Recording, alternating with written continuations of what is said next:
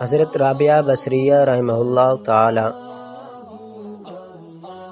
جو اولیاء کاملین میں سے تھیں، کسی شخص نے پوچھا کہ اللہ تعالیٰ کی طلب کا راستہ آپ کے ہاتھ کیسے لگا؟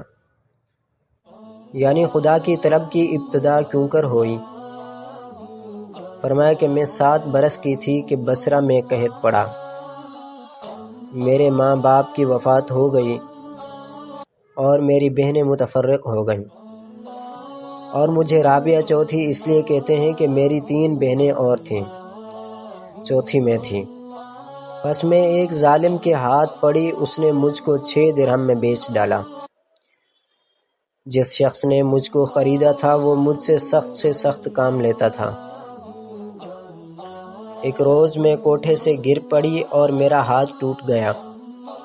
میں نے اپنا چہرہ زمین پر رکھا اور عرض کیا، باری خدا، میں غریب یتیم لڑکی ہوں، ایک شخص کی قید میں پڑی ہوں، مجھ پر رحم فرما، میں تیری رضا چاہتی ہوں، مجھ پر رحم فرما، میں تیری رضا چاہتی ہوں، اگر تو راضی ہے تو پھر مجھے کوئی فکر نہیں۔ اس کے جواب میں نے ایک آواز سنی کہ اے ضعیفہ، غم مت کھا کہ کل کو تجھے ایک ایسا مرتبہ حاصل ہوگا کہ مقربان آسمان تجھ کو اچھا جاننے لگیں گے۔ اس کے بعد میں اپنے مالک کے گھر آئی تو میں نے روزہ رکھنا شروع کیا اور شب کو ایک گوشہ میں جا کر عبادت میں مشغول ہو جاتی۔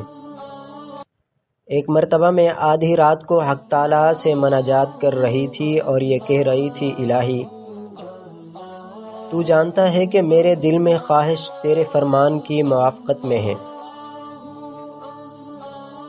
اور میری آنکھ کی روشنی تیری خدمت کرنے میں ہے،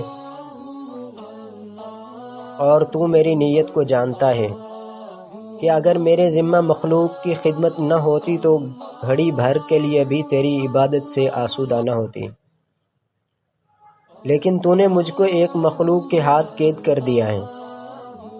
میں یہ دعا کر رہی تھی کہ میرے مالک نے میرے سر پر ایک قندیل نور کی بغیر زنجیر کے لٹکی ہوئی دیکھی، جس کے سبب سارا گھر روشن ہو گیا تھا۔ دوسرے دن مالک نے مجھے بلایا اور بہت خاطر کی اور آزاد کر دیا۔ بس میں نے اس سے اجازت لی اور آبادی سے باہر نکلی اور ویرانہ کی راہ لی جہاں کوئی آدمی نہ تھا، اور اپنے رب کی عبادت میں مشغول ہو گئی۔ چنانچہ ہر رات 1000 رکعت نماز پڑھتی تھی۔